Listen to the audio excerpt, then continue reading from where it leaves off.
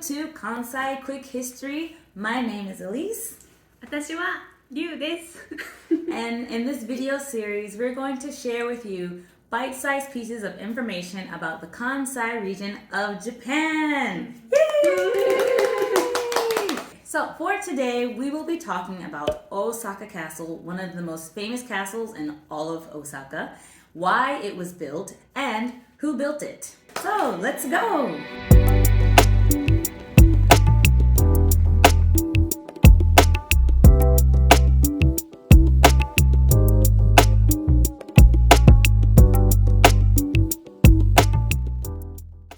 はい、15世紀は日本の中では戦国時代っていうふうに言われていて、どんな人でも力があれば侍になれる、そんな時代で日本のあちこちに戦いが絶えず行われている時代でした。でそんな中でビッグスリーって言われる強い侍がいるんだけど、その中の一人が豊臣秀吉っていう人です。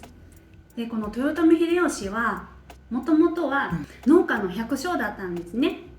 このままだったら良くないなっていうので、強い武将の人に気に入られて、そこから例えば人とのコミュニケーションがすごく上手だったり、とか、あとはお城をすごく早く作ったり、なんかその秀吉のとっても得意な部分っていうのがたくさんあって、いつの間にか農民だったのがすごく強い侍になりました。でそんな豊臣秀吉と大阪にある大阪城はとっても、関係があります。どんな関係があるでしょうか？どんな関係がありますか？あるでしょうか？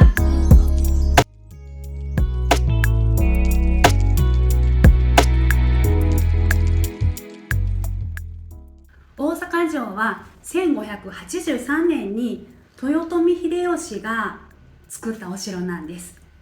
でなんで大阪かっていうと、ちょうど日本の京都、その時は京都が中心で、その京都にも近くて、でしかも川があって、目の前には大阪の前には海もあります。だから海を使って西にも行けるし東にも行けるしすごく京都にも近いし攻めにくくて、特別な場所だったんですね。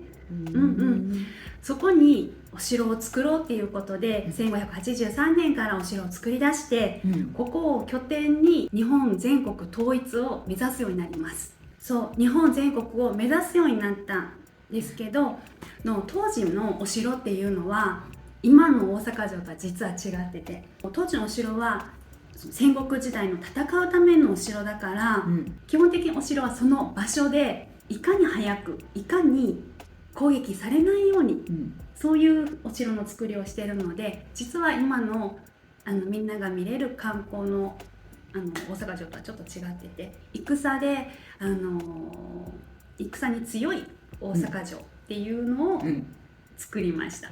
でそこからね、1900年、最近や1590年に、ようやく日本の統一っていうのをなすことができたのがこの豊臣秀吉で、この豊臣秀吉がずっとその戦の拠点としてたのが大阪城っていうわけなんですね。そうですね。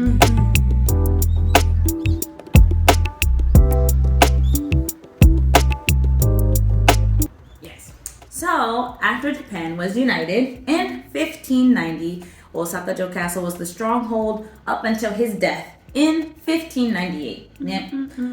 And after that point, the country was again plunged into a series of wars, two wars, Natsuno... 大阪冬の陣と冬の陣と夏大阪夏の陣大阪夏の陣そう、冬の陣と夏の陣So there were two battles after Toyotomi's death over who would rule Japan. It was between Toyotomi's faction and the Tokugawa faction.